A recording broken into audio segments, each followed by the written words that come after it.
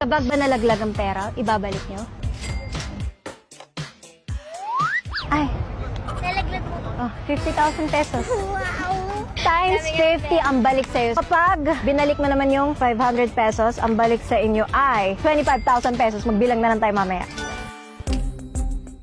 Habang naglalakad ka, sasabihin ko sa'yo kailan mo ibabagsak yung pera. Pag bumagsak yung pera, huwag mo nang lingunin. Dire-diretso ka lang. Ayan na, okay. Dire-diretso ka, kaliwa mo, kabiksak. Okay, dire-diretso lang, dire-diretso. Go, go, go.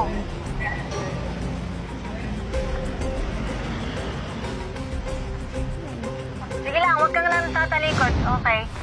Ala. Grabe. Hindi niya sumuli.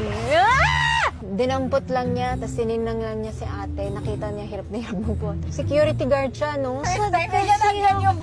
Ito kasi first time ko sumama, tapos nakakasad. Kasi nakita ko din na parang medyo, I didn't see the intention na gusto niya ibalik. Kasi malapit-lapit pa si ate sa kanya. And inintay niya makalayo bago niya damputin. And then he watched her go. Hindi kasi natin alam yung pinagdadaanan ng bawat tao. Baka matindi yung pangangailangan niya. That's life. Balik ka nga, kung wari hinahanap mo yung pera. Yeah. Wala, dead. Mga si kuya. Tingin ba siya? Pinabalik ko pa kasi tinry ko, malay mo talaga, di ba? Eh, nagka-second chance, nakita namin sinide-eye niya eh. Biglang, nung naman si ate, nakatingin siya. Tapos nung nasa harap niya, biglang mag-cellphone siya. Tapos gumanon yung mata niya.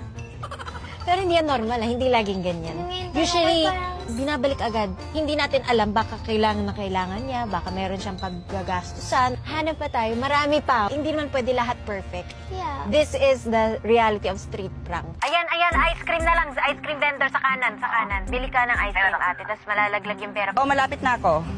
Oo. Magkano, kuya? 40? 40. Ate, kain ka lang muna dyan. Pero okay, on the way na ako. On the way na. Wait lang, wait lang. Pero saan ka ba banda? Saan ka banda? Okay. Naglas, bus. Kaliwa. Ah, okay. Oo, malapit na.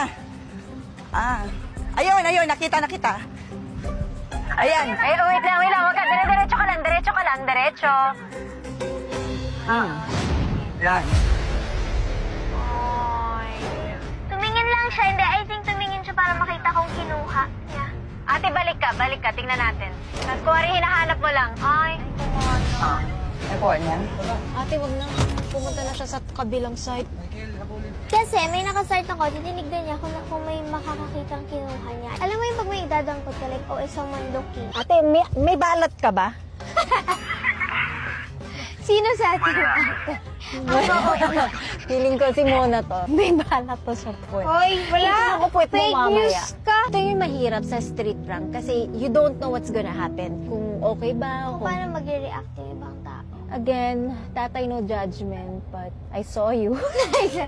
So, ang dami namin attempts ng 1,000 pesos, pero wala talaga. So, tatry naman namin ngayon ang 500 pesos.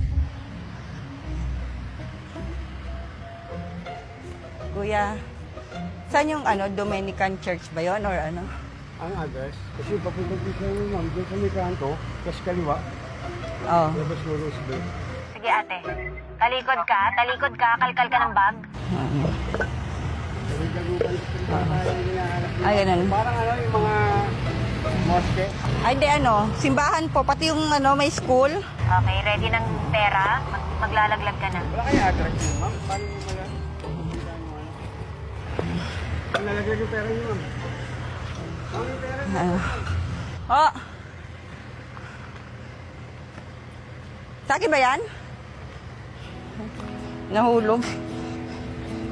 Sure ka? Ako dito.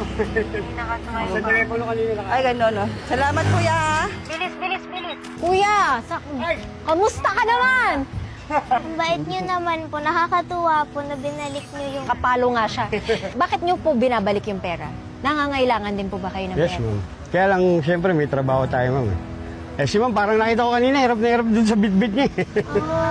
Pwede ba itanong, magkano kinikita mo sa isang araw? Minimum, ma'am. 700 plus. Okay lang, ma'am. May mga tip din naman. May mga nagbibigay din ng tip na minsan customer. Ano po pangalan niyo, sir? Rowell po. May anak na po ba kayo? Meron po, 4. May 4 na po rin ako. Wow! Dahil 500 ang binalik mo, times 50, meron kang 25,000 pesos. Seryoso, ma'am. Thank you.